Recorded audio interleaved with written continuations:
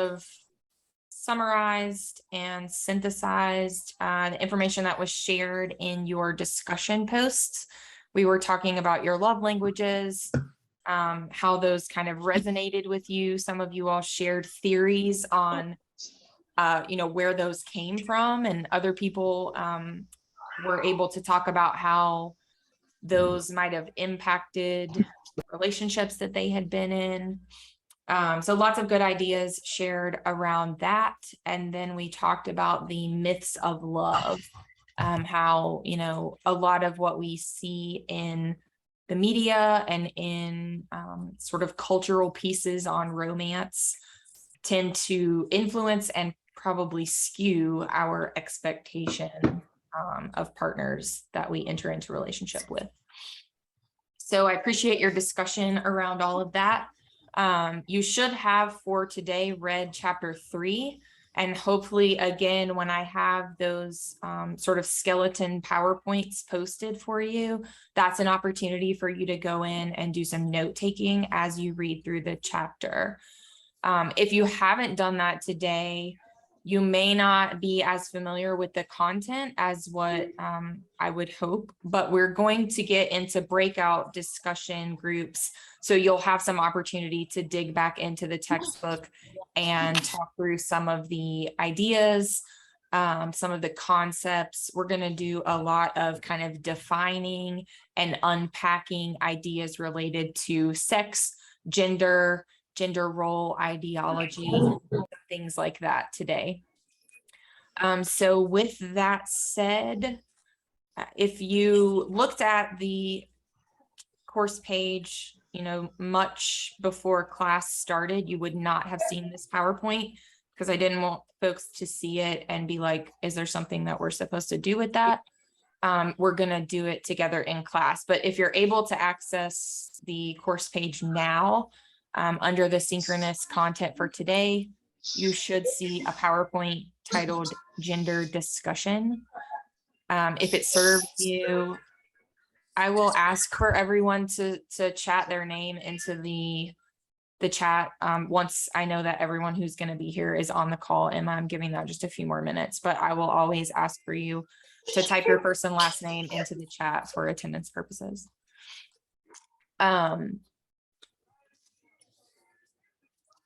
Sorry, I got distracted. So I am getting ready to share my screen with this PowerPoint pulled up. And it looks like we have 80 something odd people here. 80. I think I'm gonna make 9 breakout rooms for now. When you're in the breakout room, there is an expectation that you have your microphone on and your camera on to the extent possible, so that you can engage with your peers in these small group discussions. And what we will do is spend, a chunk of time. I will hop in and out of the rooms to help sort of facilitate the conversation and just sort of listen in. I will allow for as much time as is needed for you in small groups to work your way through this PowerPoint. I want you guys to take some notes, define these things if you haven't already done so, share your responses to some of the prompts that are embedded in here, and then we'll come back together and talk about it all in the large group to make sure that everyone's on the same page with these ideas and these definitions and things like that. Is everyone clear on what we're doing? Does anyone have burning questions about what we're about to do or anything so far? I'm getting a lot of questions still about reflections, the written reflections. So I'll offer some space right now for anyone to unmute and ask specific questions if you have them.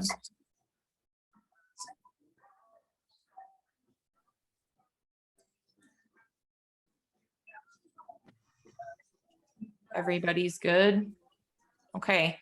We're gonna have 8 to 10 people in every breakout room. I'm opening those now. Again, I'll be in and out joining your conversation. You can go ahead and join your breakout rooms and get to work on this discussion.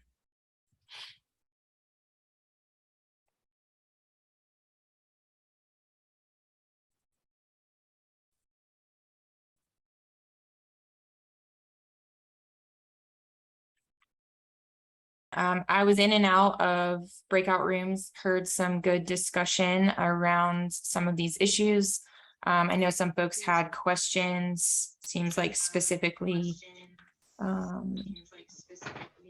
slide 2 about the continuum of biological sex. Understanding sex on a continuum was a note that many people had questions on. So let's do some work together around all of this. I'm going to share. Hang on, I see. No problem. I saw your note. Can everyone see the PowerPoint on my computer?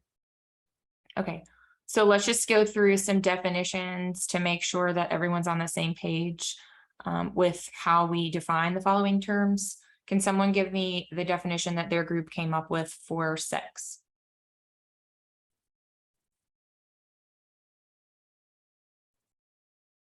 We said it was the biological distinction between female and male.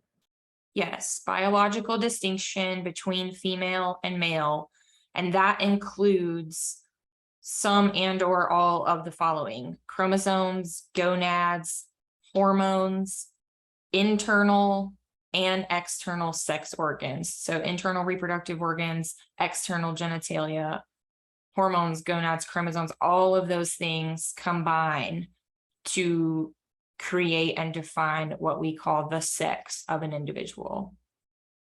I'm going to kind of jump ahead since we're discussing this right now, and it might tie in more in this moment to the next slide, where it asks you to explain how then can biological sex be conceptualized as existing on a continuum. Does anybody want to offer their thoughts and ideas on this question? We talked about how biological sex has their own definition according to the person. Okay. So we need to be careful not to confuse sex and gender, right? So how I identify in terms of my gender identity is not the same as my biological sex, right? Yeah, I'm sorry, I misspoke. You're I meant to fine. say gender, not biological sex. Okay, so yes, this same idea can be applied to gender, that you know, we understand that gender can be conceptualized as existing on a spectrum or a continuum. But the same thing can be said about biological sex, even though we're talking about very specific, concrete chromosomes, gonads, hormones, etc. And I'll get into this a little bit for you right now. So we know that XX and XY chromosomes comprise male and female. Gonads, ovaries, testes, hormones like progesterone, testosterone, those are in nature either exclusively male or female. And in some individuals, they exist. You know, an individual could have all male biological sex, hormones, chromosomes, and genitalia, reproductive organs, all of that male. Some individuals have all of those things that exist within them as female. However, there are some individuals who are born with a combination of both male and female hormones, chromosomes, genitalia, etc. If it goes so far that if the mix is such that someone is born with ambiguous genitalia, those individuals are referred to as intersex individuals. And this is all coming from page 52 in your text. So intersex individuals develop either, you know, fully formed mixed genitalia or mixed reproductive organs.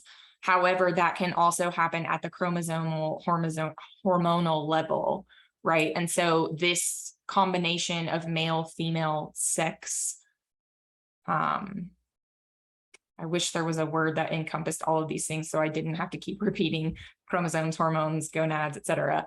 But when there is a mix of the two sexes happening within one individual, that's how we understand this continuum of biological sex to exist within a person. Does this make sense what I'm saying? Does anyone have questions or comments on this? Okay, so I'm going to back up to the first slide. Now let's talk about gender. Someone give me the definition for gender. I have gender is a social construct that refers to the social or psychological characteristics that are associated with male or female. Okay. So this is not related to biological sex necessarily. This is about the social construct and those, you said, social and psychological characteristics associated with male and female. And I hope that as you got into your discussion, you talked more about gender roles, things that impact and influence our beliefs about male and female gender roles and those sorts of things. But that's a very basic definition that was just given for the idea of gender. I think it's also important to mention here the gender binary, which is the social dichotomy that assumes that gender is either male or female. We refer to that as the gender binary. And then the idea of the gender non-binary is a suggestion that gender can be viewed along this continuum as, you know, masculine and feminine, and then individuals can fall anywhere along that continuum based on their own ideas and identity. Comments or questions on gender?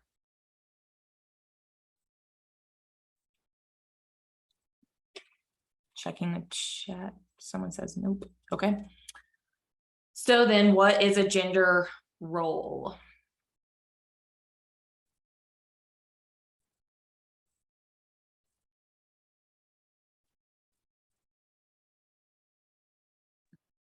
The social norms which specify appropriate behaviors for male and females. Okay, so a gender role is socially normed behaviors that we in our society deem as inherently male or female, right? And moving a step beyond that, we also have gender role ideology. So this is kind of the overarching beliefs that we hold as a culture, as a society, as an individual. We have beliefs about what is the proper role of, you know, relationship between male and female in our society. I'll give you an example of that. A lot of times we hold these ideals about who should initiate a conversation to ask a partner on a date. We have ideals about who should pay on the first date. Those are examples of gender role ideology.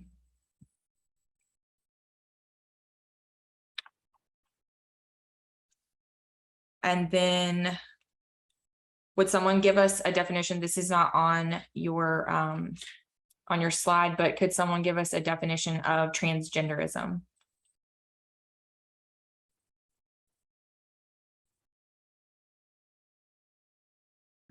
When someone doesn't identify as their biological sex given at birth. Yes. So a transgendered individual is someone whose gender identity does not match their biological sex. And that's in your textbook. I thought I would just point it out now because it relates to this conversation. All right, so biosocial and social learning theories are two theories that are offered in this chapter to help us understand differences in gender behavior, gender identification. Can someone describe the biosocial learning theory? I'm sorry, the biosocial theory.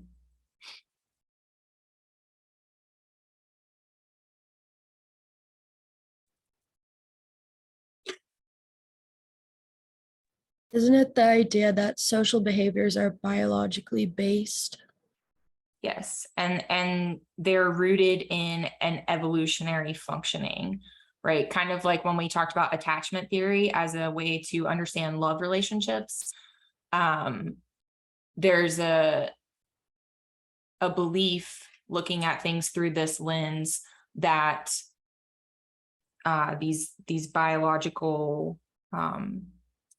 gender behaviors and gender roles serve an evolutionary purpose.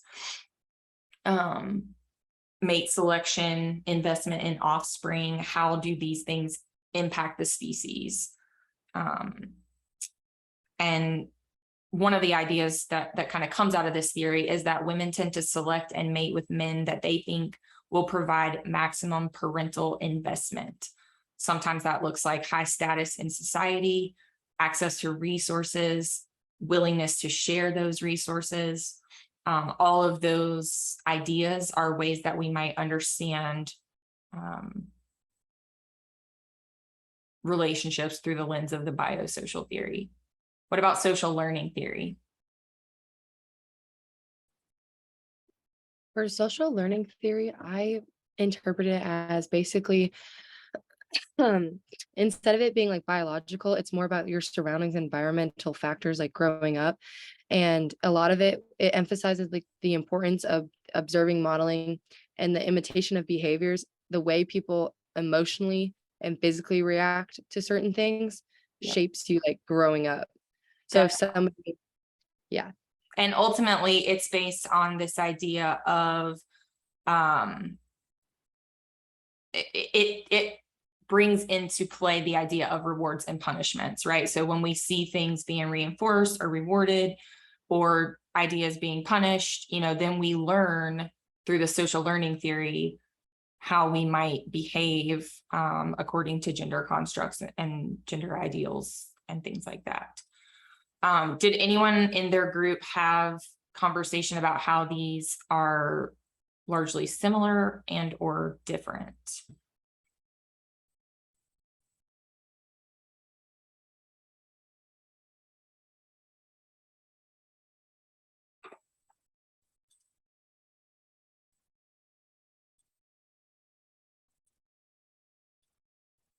the similar was a bit hard for our group. Like it was a little harder for our group to talk about it because one's more like biological and the other is like environmental, like growing up. So I believe we came up with something about how each impact you like growing up, like each impact the way like what you turn out to be, depending if, even if it's biological or environmental, they both shape you as a person.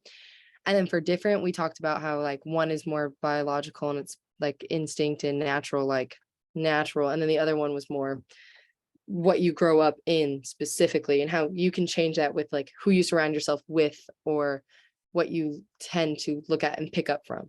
Yep. So it's almost like a nature nurture issue when we think about how these theories are different from one another. And then in terms of the similarity, I would agree with that statement that both of these theories kind of emphasize the ways that gender constructs can be impacted either by what we come into the world with or our social experiences in our environment. All right, how does the biosocial theory explain gender role selection, gender role differences in mate selection? I already sort of spoke to this when I was just discussing that theory, right? It's, looking at evolutionary processes, like investment in offspring, those type of things. I said access to resources, status in society. Those are ways that we might explain gender role differences in mate selection. Anyone have anything to add here?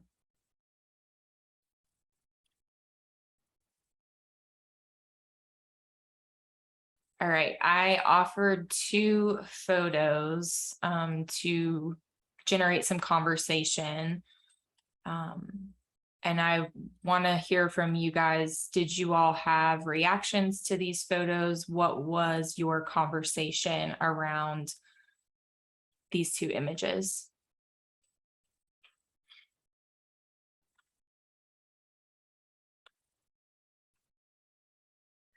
Our group all agreed that we liked, I mean, we were cool with it. We were like, talking about them posing. They looked like they were both enjoying themselves. Like even if it's like a traditionally like girly costume, like with the tutu and stuff, they Mhm. both look like they were having fun and they're just kids, and you know, they look like they're enjoying themselves, they're posing, they're expressing themselves, no problem with it. Kids having fun, expressing themselves. Any other thoughts? Someone Just said, thought it was really Thank cute. sorry, go ahead. Oh, I just said I thought it was really cute. Cute. Yeah, and I think in my group we talked about how like depending on how someone was raised, they might like react differently to these photos. Mhm. I also thought it was kind of interesting how like people tend to react more when it's guys acting with femininity than with girls acting more masculinely. Yep. And I think that might have something to do with like sexism and Mhm. I don't know. It's an idea. Yeah, I think that's a really interesting observation, that if I showed you photographs of girls maybe in, you know, flannel with grunge jeans, like would that even catch your attention? I don't know. And I certainly think there's a whole lot of social stuff at play there, right? And it goes back to this conversation around our gender constructs and what is normed in our society around male and female behaviors. Sorry, there's someone delivering something. I give me 1 second.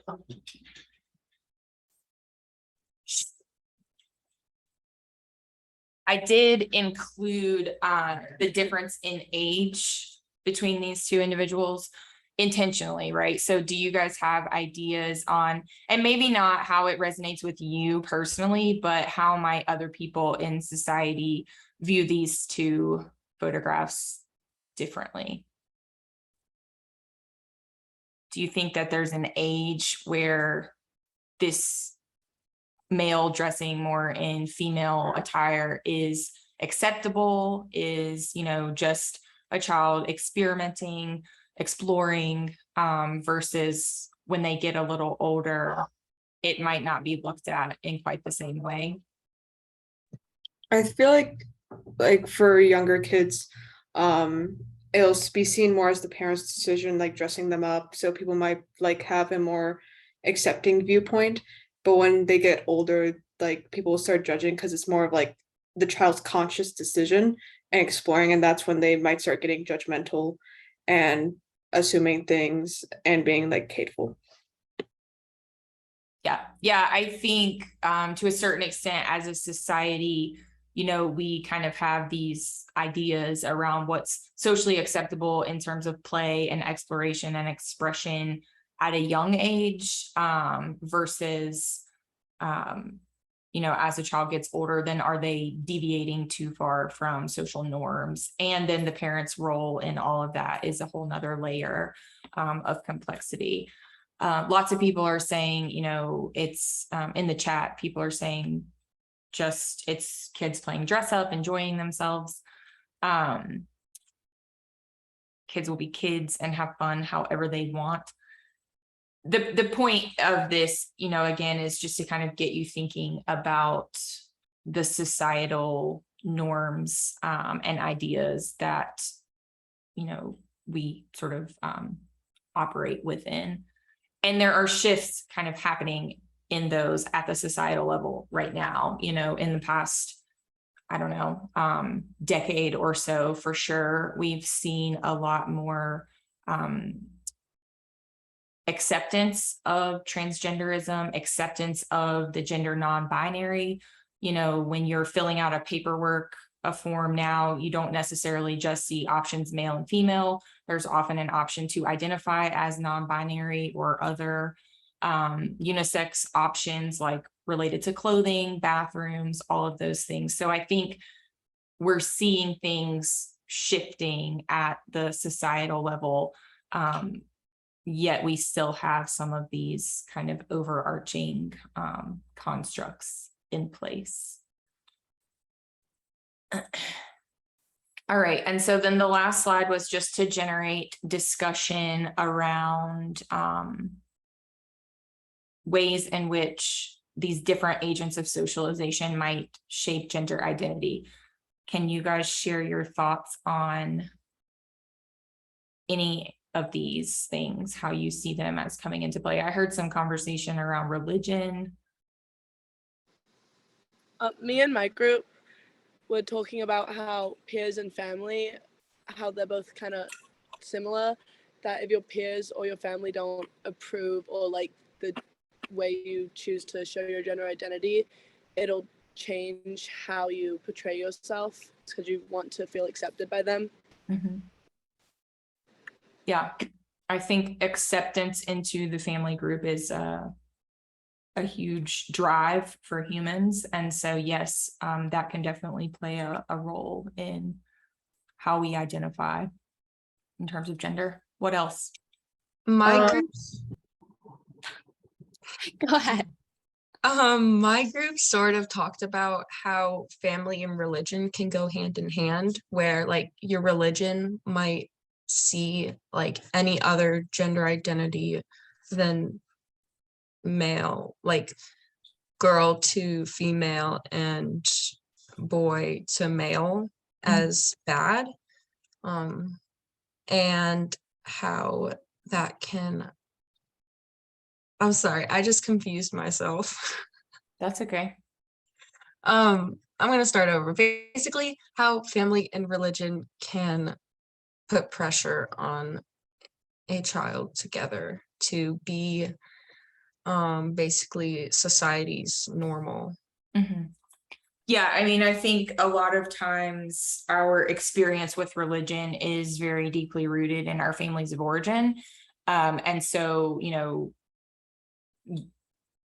a family's belief system, value system, if that is impacted by a religious system, that is, I heard someone use the term exclusionary in one of the breakout groups that I was in. But, you know, if a family holds dear the ideals of a religious affiliation that is not accepting of these deviations from normed gender roles, then that's certainly going to impact a child's gender identity.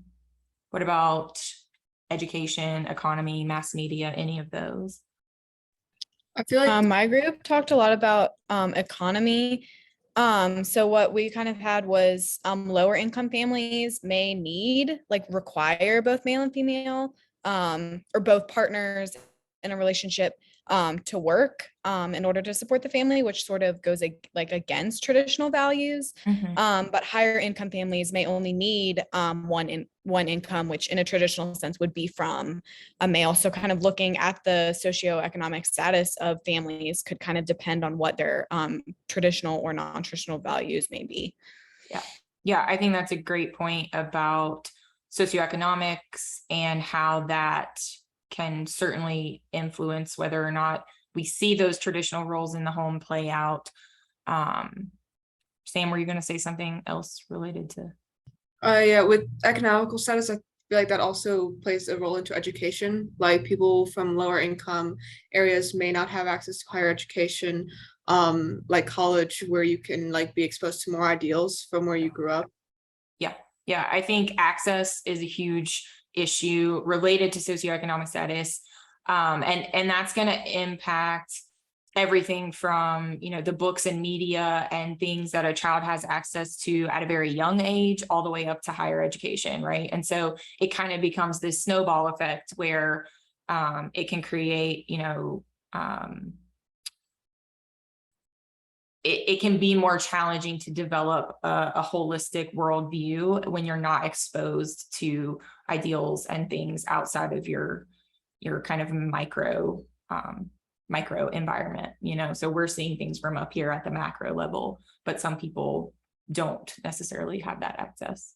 And then I think it's pretty obvious how mass media, you know, works through all of this, right? Mass media is, and I think I said this before with you guys, but we're going to talk a lot in this class about social media and the internet and how those kinds of, you know, like instant connection to news and, you know, people's personal lives, all of that stuff is really shaping and shifting our society in a large way, to the point that, you know, tons of research is emerging about how all of these things are shaping gender identity, shaping marriage relationships, shaping, you know, basically our whole existence as people in this society. But I think it starts at a very young age. I heard some conversation, you know, if you think about it, like when a male child is born in the hospital, he's wrapped in a blue blanket. He is, I mean, everything from that point forward, they're given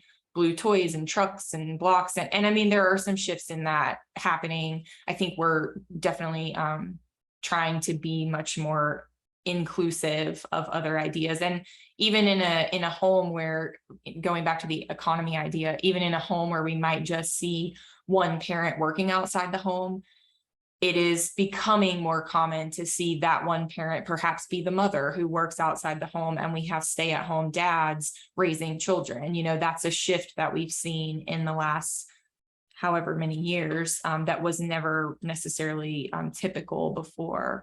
And so again, you know, these things are kind of shifting, but I think it's fair to say that a large part of our experience with gender identity starts happening from the moment that we're born, and then it just is kind of perpetuated through all of these different interactions. Anybody else have anything to add to this piece? I'll take a second to mention your asynchronous work was to identify some sort of media piece that debunks what we would call traditional gender role ideology, right? So I've looked through some of those, and this is just getting back to that idea of shifting our thinking, where it's not, you know, this is what we deem female and this is what we deem male, but how can we sort of broaden our view of traditional gender roles. So if you haven't done that, make sure that you do that. And I have a clip pulled up to kind of relate to this media piece. I'm going to share it. It's just a couple minutes long, and then you guys can give me your reactions to this. Laundry is not new.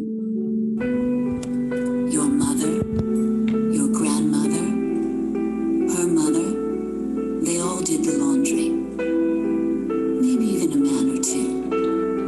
And although a lot has changed, the machines, the detergents, the clothes themselves, one thing has not. The bleach most trusted to keep whites pure white is still Clorox bleach. When you use the Mr. Clean Magic Eraser instead of an all-purpose spray for your everyday cleaning, you'll power through 3 times the grime. Mr. Clean, Mr. Clean. And 3 times the sticky mess. And 3 times the grease per swipe. And who knows, that just might give you triple the time to relax. Like, say, a whole 3 or 4 seconds. Why reach for a spray? Erase it away with the Mr. Clean Magic Eraser. Hey, Mom. What are you doing? What is that? What is this? It's a special paste I invented to replace socks. We're dipping our feet in it. Why? Because we can't find socks that shape to our feet. We're sick of it. Sick of it. That's really stupid. That's the future. Hanes makes better fitting socks the whole family will love. Guaranteed or your money back. How to clean a kitchen floor. You see, a stay.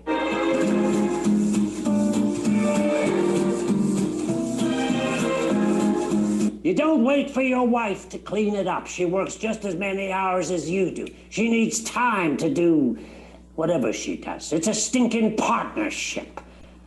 Okay? So, you press the button, do this, bingo, bango, it's clean. Okay? And up. It'll don't know how to clean. Pots? Yeah, but I thought you were the queen of the pre-treat soak, treat soak. Those are fond memories, but those things are amazing. Once I saw what they did, I actually started to relax. Don't touch my things. Those little guys clean, brighten, and fight stains. So now I can focus on more pressing matters like your containers. Isn't it beautiful? Your sweet peppers aren't next to your hot peppers. That's my Tide. What's yours? Okay. I share that for a couple of reasons. So first is those are the things that are kind of coming at us in the background, or were when we watch TV, right? I don't have TV anymore. Everybody's got a Roku or some kind of Fire Stick or something, but and so those are examples from several years ago. But talk to me about what you saw in terms of gender role ideology and how men and women were portrayed in those commercials. I found it very interesting how they portrayed the men to be like stupid or dumb, and then the women come in and save the day. Or like in the last one, the woman is organized, and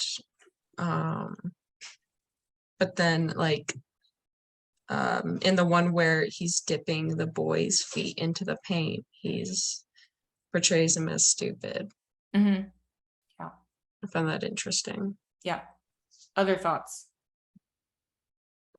Kind of like piggybacking off of what Ash said is like, I think the men are only portrayed as stupid because of the gender role of like women do all the cleaning. Women are the one who know how to do all of that. And so when the men are like left alone with the kid and trying to find him socks or have to clean the floor by themselves or like anything, they're just supposed to not know how to do it and like need to be taught because that wasn't expected of them. Right. They appear to be these sort of bumbling idiots in the home, where women are to come in and, you know, rescue, save, do the work at home, right? Organize the fridge, do the cleaning, whatever. Even in the one commercial where the gentleman said, you know, your wife needs time to do whatever it is that she does, you know, that's kind of coming at it from the other angle, right? That women don't necessarily have roles and responsibilities outside of what do you do when you're not cleaning the floor, you know? And so, you know, I think it's important to understand and be aware that, you know, these things, and this commercials operate on a subliminal level, right? That's why we buy things, because they're commercialized. We don't even know that it's happening in our conscious thought processes, that these ideas are getting kind of embedded in us at such a deep subconscious level. Someone mentioned the comedic effect, you know, keeps the commercials more interesting. And I would agree, these are certainly, it's a conglomeration of commercials put together to highlight this issue, right? And in another class, some folks noticed that there's a representation issue, that all of these people are, you know, sort of white middle-class Americans, right? And again, I think we've seen shifts in that, but that was kind of the norm for a very long time in what we saw in the media, that, you know, the majority white culture is what was represented. So anyways, it's food for thought, and that's really a lot of what the photographs that I showed you, and a lot of the conversations that I wanted you guys to be having today are just to get you thinking more deeply about these issues. Last slide is, I don't know, I think I might not be sharing this. Give me 1 second. Okay, this is the last slide that you guys saw in your group discussions, and it is giving you 2 theories that kind of describe this shift and this change that we're seeing at the societal level in terms of gender roles, right? The first is gender role transcendence. This is a theory that involves abandoning the gender schema so that we look instead at an individual's personality traits, social occupation roles, these different aspects of our lives. They're not necessarily male or female, right? We're trying to transcend that gender role ideology and just look at individuals as individuals and not necessarily assign male, female ideology to these different components of our lives. And then gender postmodernism is a view that abandons the notion that genders are natural and focuses instead on the social construction of an individual in what they deem a gender fluid society. So gender role transcendence is asking, again, that we divorce genders from these different roles that we exist within. And then gender postmodernism is really a view that abandons the notion of gender as being something that is natural to an individual and is something that is socially constructed. So the way that these theories are related is that both of these theories seek to abandon the gender binary and also the need for clear gender identity roles, you know, either male or female. It's a focus on the individual really without regard to gender. Does anyone have thoughts, ideas, questions, concerns? I will say that it has been brought to my attention as we are talking that some of the discussion around some of these issues was not necessarily respectful and was not in line with the classroom decorum that I requested at the beginning of this class. So just as a reminder, you know, we will be talking about issues in here that some individuals may have strong opinions about, and that's fine. All opinions, you know, are welcome. I just am going to encourage and insist that we share those opinions in a way that's respectful to people who might differ in terms of opinion from you. So please bear that in mind as we move forward. That's all I have for you today. And so make sure that you've posted to the discussion. I should have your attendance recorded on the call, and I will see you guys next week. I'll do an email check-in to kind of keep you on track for what is coming before we meet again. And I'll be on for just a few minutes if anybody wants to stay and chat or ask questions.